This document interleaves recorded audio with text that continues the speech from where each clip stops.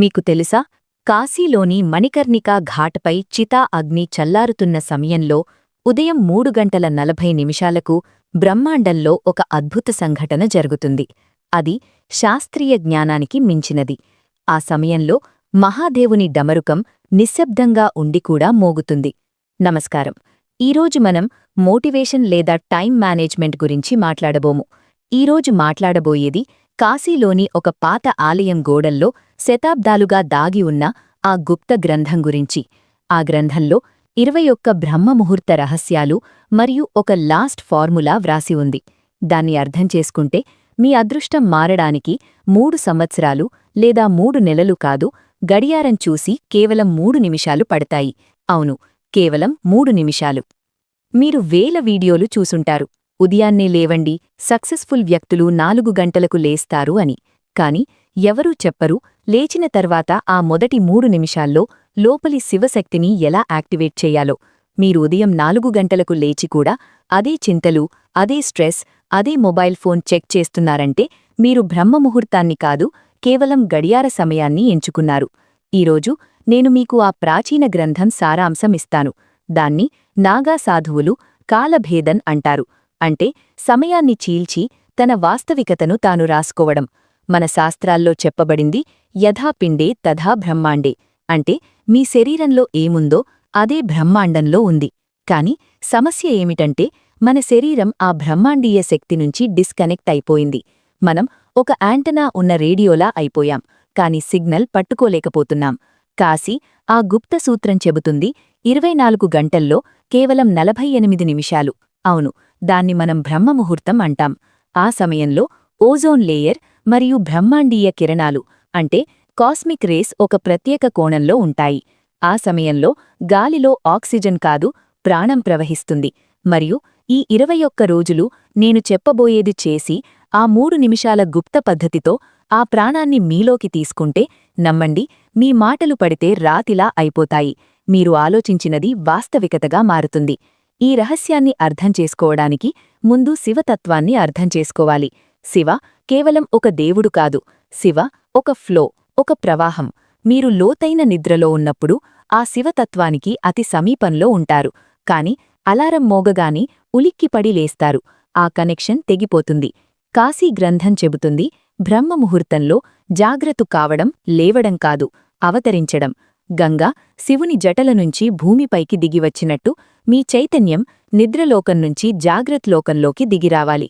మరియు ఇక్కడే ఆ 3 నిమిషాల సూత్రం పనిచేస్తుంది. ఈ 21 రోజుల ప్రయాణంలో ప్రతిరోజూ ఒక కొత్త రహస్యం తెరుచుకుంటుంది. కాని దాని పునాది, ఆ బేస్ మొదటి స్టెప్పై ఉంటుంది. దాన్ని గ్రంథంలో శూన్యస్థితి అంటారు. జాగ్రత్తగా వినండి, ఎందుకంటే నేనిప్పుడు చెప్పబోయేది మీ జీవిత దిశను మార్చగలదు. చాలామంది అనుకుంటారు బ్రహ్మముహూర్తంలో లేచి చదువుకోవాలి లేదా పని చెయ్యాలి అని. అది అతిపెద్ద తప్పు. గ్రంథం ప్రకారం బ్రహ్మముహూర్తం ఇన్పుట్ సమయం కాదు, ట్యూనింగ్ సమయం. చెడ్డ ట్యూనైన గిటార్పై మంచి పాట పాడే ప్రయత్నం చేస్తే సురాలు బేసురావస్తాయి. అలాగే మీ మనసు మరియు శరీరం ట్యూన్ కాకపోతే ఎంత కష్టపడినా ఫలితం రాదు. అయితే ఆ 3 నిమిషాల మాయాసూత్రం ఏమిటి? మరియు 21 అనే సంఖ్యే ఎందుకు ఎంచుకున్నారు? మన శరీరంలో 7 చక్రాలు ఉంటాయి మరియు ప్రతి చక్రానికి 3 స్థాయిలుంటాయి. 7 ఇంటూ 3 = 21. ఇది యాదృచ్ఛిక సంఖ్య కాదు. 21 రోజుల్లో మనం మన 7 చక్రాల 3 స్థాయిలను ఆ 3 నిమిషాల టెక్నిక్తో ఎలైన్ చేస్తాం.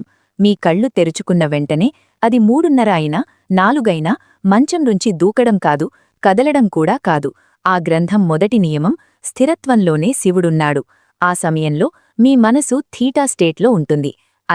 ఆ స్టేట్లో మీరు ఏ బీజం నాటితే అది భారీ చెట్టుగా మారుతుంది. ఆ సమయంలో ఉలిక్కిపడి లేస్తే ఆ మాయా కిటికీని మూసేసినట్టు. సరే, ఈ రహస్యమయ ప్రయాణాన్ని ప్రారంభిద్దాం. మీ మనస్సు అన్ని తలుపులు తెరుచుకోండి, ఎందుకంటే ఇప్పుడు మనం ఆ గుప్త జ్ఞాన సముద్రంలో మునిగిపోబోతున్నాం. అక్కడ శాస్త్రం ముగిస్తుంది, ఆధ్యాత్మికం ప్రారంభమవుతుంది. మీరు మీ డెస్టినీని రీరైట్ చేయడానికి సిద్ధంగా ఉన్నారా?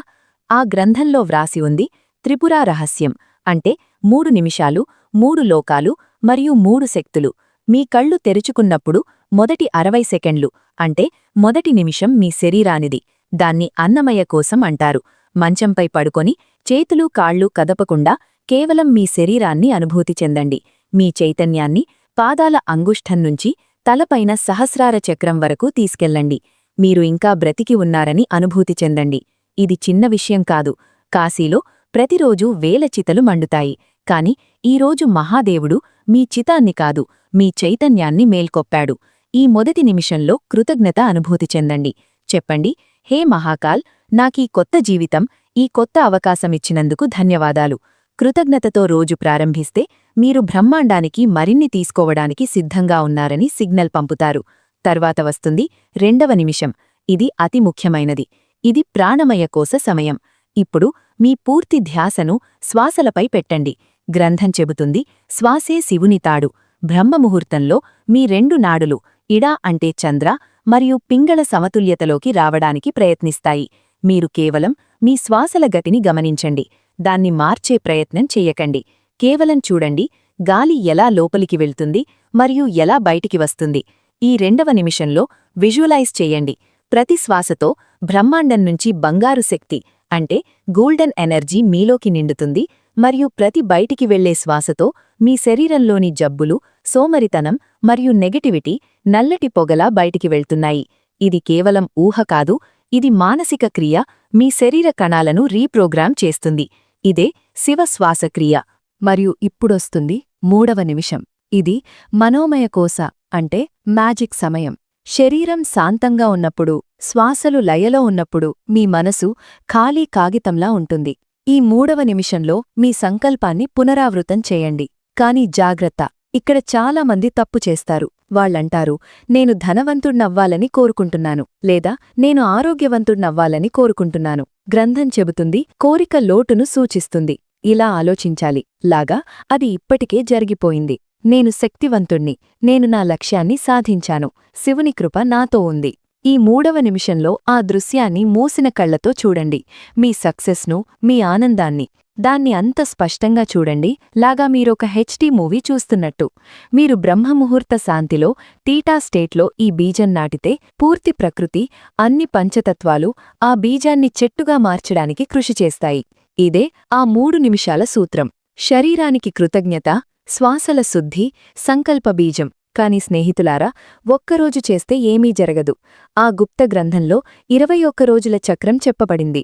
మరియు ఈ 21 రోజులు సులభం కాదు. ఇది మీ పాత నేను మరణం మరియు కొత్త నేను జన్మ. సరే, ఈ 21 రోజుల్లో మీతో ఏమి జరుగుతుంది మరియు దాన్ని ఎలా ఎదుర్కోవాలో అర్థం చేసుకుందాం. గ్రంథం ఈ 21 రోజులను 3 దశలుగా అంటే ఫేజెస్గా విభజించింది. 7 రోజుల 3 దశలు. మొదటి దశ రోజు 1 నుంచి 7. విషపాన్ డీటాక్సిఫికేషన్. బహుశా ఈ పదం మీకు వింతగా అనిపించవచ్చు.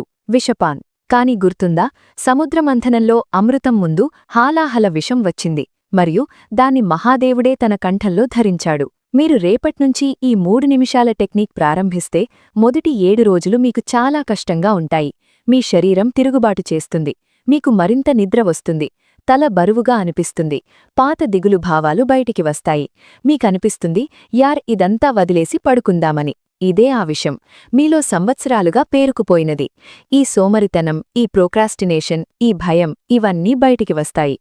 కాశీ సూత్రం చెబుతుంది, తపిస్తేనే నిఖారం వస్తుంది. ఈ 7 రోజుల్లో వెనక్కి తగ్గకండి. మీరు నీలకంఠుడు కావాలి. ఆ బాధను, ఆ నిద్రదాడిని కేవలం చూడండి. దాన్ని మీపై ఆధిపత్యం చెలాయించనివ్వకండి. ఈ కాలంలో ఒక ప్రత్యేక నియమం పాటించండి. ఉదయం లేచిన వెంటనే తర్వాత 1 గంట వరకు మొబైల్ స్క్రీన్ చూడకండి.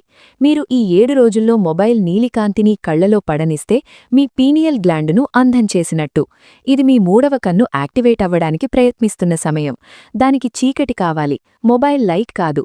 ఈ 7 రోజుల్లో ఎక్కువ నీళ్లు తాగండి, ఎందుకంటే మీ శరీరం తన మురికిని బయటికి పంపుతుంది. మీరు ఈ 7 రోజుల సంఘర్షణను దాటితే మీ పాత అలవాట్ల కట్టు తెంచారని అర్థం. రెండవ దశ రోజు 8 నుంచి 14. ఔరా దృష్టి అంటే ఆబ్జర్వేషన్. శరీరం కొంచెం శాంతించిన తర్వాత 8వ రోజు నుంచి మనసు ఆట ప్రారంభమవుతుంది. ఔరా అంటే ఘోరం కానిది, అంటే సరళమైనది, భేదభావం లేనిది. ఈ రోజుల్లో మీకు అకస్మాత్తుగా చాలా ఐడియాలు వస్తాయి. కొన్నిసార్లు చాలా పాత చెడు జ్ఞాపకాలు కూడా వేధిస్తాయి. గ్రంథం చెబుతుంది, ఆలోచనలను పట్టుకోకండి, వాటిని ప్రవహించనివ్వండి. గంగా ఘాట్పై కూర్చుని నీటిని ప్రవహిస్తూ చూసినట్టు బ్రహ్మముహూర్తంలో ఆ 3 నిమిషాల తర్వాత నిశ్శబ్దంగా కూర్చుని మీ ఆలోచనలను చూడండి. ఈ ఫేజ్లో మీకు వింతైన శాంతి అనుభూతి అవుతుంది. మీకనిపిస్తుంది మీరు మీ శరీరం నుంచి వేరుగా ఉన్నారు. ఇదే సమయం మీ ఫ్రీక్వెన్సీ మారడం ప్రారంభమవుతుంది. మీరు గమనిస్తారు, గతంలో ఏ విషయాలకు కోపం వచ్చేదో అవి ఇప్పుడు పనికిరానివిగా అనిపిస్తాయి. మీరు చిన్న చిన్న వాదనల్లో పడడం మానేస్తారు. ఎందుకంటే ఇప్పుడు మీ శక్తి మూలాధార చక్రం నుంచి పైకి హృదయ చక్రం వైపు పెరుగుతుంది. ఈ రోజుల్లో ఒక పని తప్పనిసరిగా చేయండి.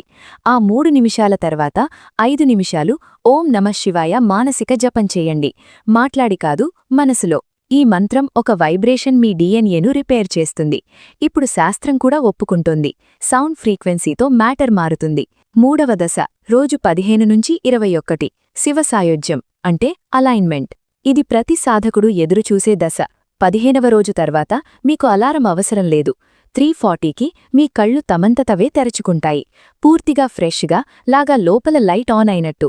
ఈ సమయంలో మీరు చూస్తారు, మీరు ఏమి ఆలోచిస్తారో అది చాలా త్వరగా వాస్తవికత అవుతుంది. దీన్నే మనం లా ఆఫ్ అట్రాక్షన్ అంటాము. కాని కాశీ గ్రంథంలో దీన్ని సంకల్పసిద్ధి అంటారు. మీరు ఎవర్నైనా గుర్తు చేసుకుంటే వాళ్ల ఫోన్ వస్తుంది. మీరు ఏ పని గురించి ఆలోచిస్తారో దాని మార్గాలు తమంతట అవే తెరుచుకుంటాయి. ఇది ఏ చమత్కారం కాదు. ఇది కేవలం ఎందుకు జరుగుతుంది ఎందుకంటే ఇప్పుడు మీ యాంటెనా బ్రహ్మాండ సిగ్నల్తో ట్యూన్ అయిపోయింది. ఈ చివరి 7 రోజుల్లో మీ ఆ 3 నిమిషాల విజువలైజేషన్ను చాలా బలంగా చేయండి. ఎందుకంటే ఇప్పుడు మీ సబ్కాన్షియస్ మైండ్ పూర్తిగా తెరిచి ఉంది. ఇప్పుడు మీరు దానిలో ఏమి పెడతారో అదే మీ అదృష్టం అవుతుంది. కాని స్నేహితులారా, ఈ ప్రయాణం 21 రోజున ముగియదు. గ్రంథం చివర్లో ఒక హెచ్చరిక వ్రాసి ఉంది. శక్తి ఆమెను గౌరవించేవాడి దగ్గరే నిలుస్తుంది. 21 రోజుల తర్వాత మీరు మళ్లీ పాత అలవాట్లకు తిరిగి వెళ్లారంటే, మళ్లీ ఆలస్యంగా నిద్ర, మళ్లీ మొబైల్లో టైం వేస్ట్ చేయడం ప్రారంభిస్తే, ఆ సంపాదించిన శక్తి క్రమంగా లీక్ అయిపోతుంది. ఇది లీకేజ్ అవుతుంది. ఈ 3 నిమిషాల సూత్రాన్ని మీ లైఫ్ స్టైల్గా చేసుకోండి. ఆలోచించండి, రోజులో 1440 నిమిషాల్లో మీ అదృష్టం కోసం కేవలం 3 నిమిషాలు కూడా ఇవ్వలేరా? కాశీలోని ఆ పాత ఆలయం ఇప్పటికే అక్కడే ఉంది. గంగ ఇప్పటికే ప్రవహిస్తోంది. మరియు ఆ బ్రహ్మ ముహూర్తం ప్రతి ఉదయం మీ తలుపు తడుతోంది. తేడా కేవలం ఇదే, ఇప్పటివరకు మీరు నిద్రపోయారు, కాని ఇప్పుడు మీరు మేల్కొన్నారు. శివుడు చెబుతాడు, అహం బ్రహ్మాస్మి అంటే నేనే బ్రహ్మాండం. మీరు ఎవరి చేతి బొమ్మ కాదు, మీరు సృష్టికర్తలు. రేపటి ఉదయం 3:40కి గడియారం మిమ్మల్ని ఎదురుచూస్తోంది. మంచం వదలండి, సోమరితనం వదలండి, మరియు మీ నుదుటిపై ఆ విజయ తిలకాన్ని అనుభవించండి. దాన్ని మహాకాలుడే మీకు పెట్టడానికి వస్తున్నాడు. గుర్తుంచుకోండి, 3 నిమిషాలు. శరీరం, కృతజ్ఞత, శ్వాస, శుద్ధి, సంకల్ప, సృష్టి. మరి ఇప్పుడు ఎవరెవరు రేపట్నుంచి ఈ కాలభేదం ప్రయాణంలో నాతో కలిసి వస్తున్నారు? కమెంట్లో హరహర మహాదేవ్ రాసి మీ హాజరు తప్పక పెట్టండి. ఎందుకంటే మనం కలిసి సంకల్పం తీసుకుంటే శక్తి అనేక రెట్లు పెరుగుతుంది. బ్రహ్మ ముహూర్తంలో కలుద్దాం. అప్పటి వరకు మీ శక్తిని కాపాడుకొని మరియు శివ ప్రవాహంలో ప్రవహిస్తూ ఉండండి. ఓం నమః శివాయ.